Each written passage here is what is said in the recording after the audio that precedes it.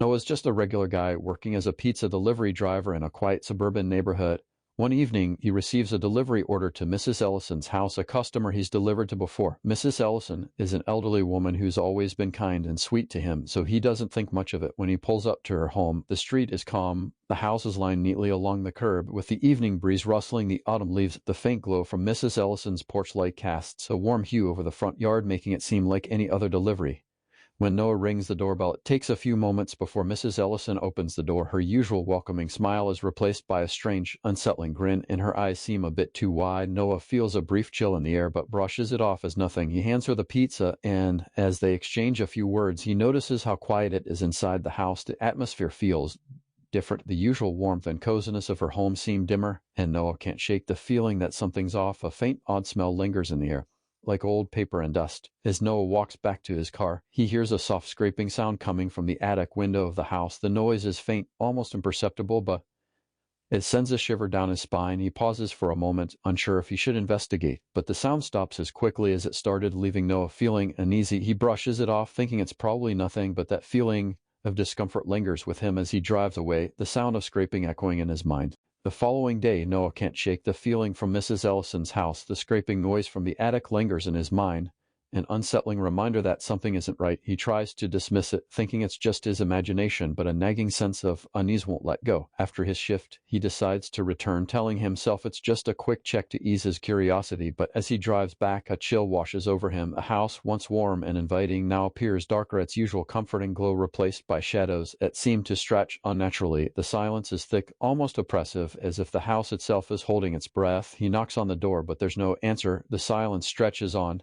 unsettling in its intensity. Noah tries the door handle, and to his surprise, it's unlocked. He hesitates for a moment, feeling an instinctive pull to turn back, but something keeps him moving forward. Inside, the house feels colder, the air heavy with an unfamiliar metallic scent. Everything is still, too still. Furniture slightly shifted, objects out of place. It feels wrong. As he moves through the hallway, the familiar creaks of the house seem louder, as if it's alive and watching him. As Noah steps into the attic, the air feels unnervingly cold, and the faint scraping sound intensifies, sending shivers down his spine. He scans the dimly lit room, the clutter of old boxes and forgotten belongings casting long shadows against the walls. It's here in the middle of the floor that he spots the watch. It's old, the glass cracked, and the hands frozen in time, but something about it pulls him in. He kneels to pick it up, and as soon as his fingers touch the metal, a strange warmth pulses through it. The watch feels oddly familiar, like it belongs to him, though he's sure he's never seen it before. His heart races as he turns the watch over, only to find a faint engraving on the back, his own initials. Before he can process it, a low whisper echoes through the attic, a voice calling his name. Noah's breath catches in his throat. He turns quickly, expecting to see someone behind him, but there's nothing. The air feels heavier now, suffocating, as if the house itself is alive and closing in around him. The whisper grows louder, the voice almost pleading. Suddenly, Noah hears footsteps from below, the creak of the stairs signaling someone's approach. He stands up, the watch clutched tightly in his hand as the door to the attic creaks open. Noah freezes, the watch gripped tightly in his hand.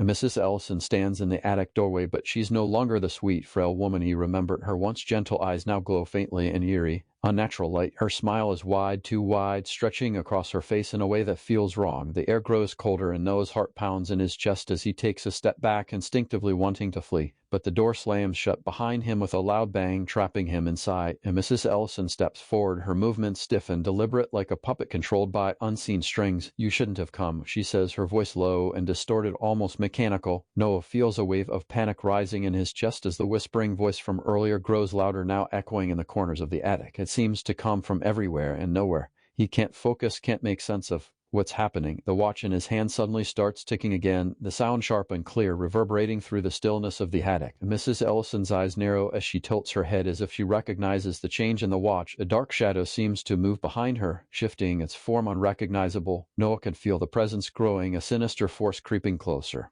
Noah's breath catches in his throat as he backs away, his mind racing to make sense of the impossible. The figure before him is no longer just Mrs. Ellison. It's something darker, something unnatural. Her form blurs, flickering like a broken image, and for a brief moment, he can see shadows moving beneath her skin, twisting and shifting in ways that defy logic. His heart pounds in his chest, but his feet feel like they're glued to the floor. The whispering intensifies, now a chorus of voices, all speaking at once. They're all calling his name, pulling him in, suffocating him. His thoughts spin, desperate to find a way out, but the attic seems to warp around him. The walls grow closer, the space shrinking with every passing second. The watch in his hand begins to burn hot against his palm. He's no longer holding an object. He's holding a key, a link to something far darker than he ever imagined. Suddenly, Mrs. Ellison's voice cuts through the chaos. You shouldn't have found it. Now you're part of it. Her words are icy, filled with malice. Before Noah can respond, the shadow behind her lunges forward, wrapping itself around him like a thick fog. The pressure is overwhelming, and he feels himself being pulled toward the center of the room, as if the house itself is swallowing him whole. The pressure around Noah intensifies, as if the very air is pushing against him. His vision blurs, and he feels his body being pulled into the darkness that now surrounds him. The shadow, once an indistinct presence, now forms into something tangible, wrapping around his limbs like chains. He struggles, but the more he fights, the tighter it becomes. Panic sets in as the attic disappears around him, replaced by an endless, swirling void of blackness. The only thing Noah can hold on to is the watch. Its warmth pulses stronger now, almost as if it's alive, as the dark fog presses in on him. The watch's ticking accelerates, the sound deafening in the oppressive silence. The voices grow louder, speaking in a language Noah can't understand. The cold realization hits him. This isn't just a house, it's a prison, and he's the latest prisoner. His fingers clutch the watch harder, a desperate hope flickering in his chest. Suddenly a bright light flashes, blinding him momentarily. When his vision clears, he finds himself standing in a different place, one that's strangely familiar yet wrong. The walls are covered in old peeling wallpaper, and the air smells stale, like time itself has stopped. But it's not just the place that's different. It's him. The reflection in the mirror across the room shows a version of himself that's older, wearier, and standing in a room frozen in time. Noah stares at his reflection, his heart pounding in his chest as he tries to make sense of the twisted version of himself in the mirror. His mind races, trying to grasp the significance of the image before him. He reaches out, his fingers trembling as they hover over the surface of the glass. The moment his hand touches it, the reflection ripples like water, distorting and warping. A flood of memories not his own crashes over him. Visions of a life he's never lived, of a house he's never seen, and of a darkness lurking in the shadows. The voice that had whispered his name earlier echoes again, clearer this time. You've seen it now. You can't escape. The words are cold and final, sending a chill down his spine. Noah pulls his hand back, his breath shallow as the mirror shifts again. The reflection changes, now showing an image of Mrs. Ellison, but her face is twisted in a grotesque grin. She doesn't look like the kind elderly woman he once knew. This version is something far more sinister. As the light in the room flickers, the air grows heavy with a sense of impending doom. Noah feels the weight of time pressing against him, the realization that the watch, the mirror, and the house are all part of a much larger, more terrifying truth. The strange world is and seems to pulse with an energy he can't understand, like it's alive, waiting for something. And then, as if on cue, the room begins to shift again.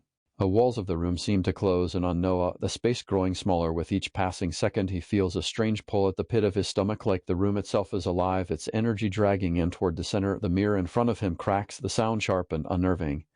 As the glass shatters, a new figure emerges from the broken reflection. Someone Noah recognizes but shouldn't. It's his younger self, standing there in the midst of the chaos, staring back at him with an expression of confusion and fear. Noah's heart races as he steps back, his mind struggling to process what he's seeing. This version of him looks like a ghost, a mere echo of the person he used to be, but there's something deeply unsettling about the way his younger self looks at him, almost as if he knows what's going to happen next. The air grows thick with the sense that time is bending, warping around him. The watch in his hand feels like it's vibrating, as if it's trying to pull him back to you. A different moment, a different reality. The figure of his younger self reaches out, and Noah feels the overwhelming urge to touch him, to understand the connection between them. As his fingers brush against the figure, everything around him begins to unravel. The room starts to shift violently, the walls bending and distorting as the space becomes a whirlpool of swirling light and shadow. Noah is hurled through an overwhelming vortex of light and shadow, his body weightless as though he's falling through space itself. The air around him crackles with energy, and he feels disoriented, unable to tell if he's moving forward or backward in time. His surroundings blur into nothingness, as if the very fabric of reality is being torn apart. The only constant is the pulsing, rhythmic ticking of the watch in his hand, louder and louder as the world around him fractures. Suddenly everything halts. Noah crashes into a cold, solid surface. His eyes snap open, and he finds himself standing in an entirely different place.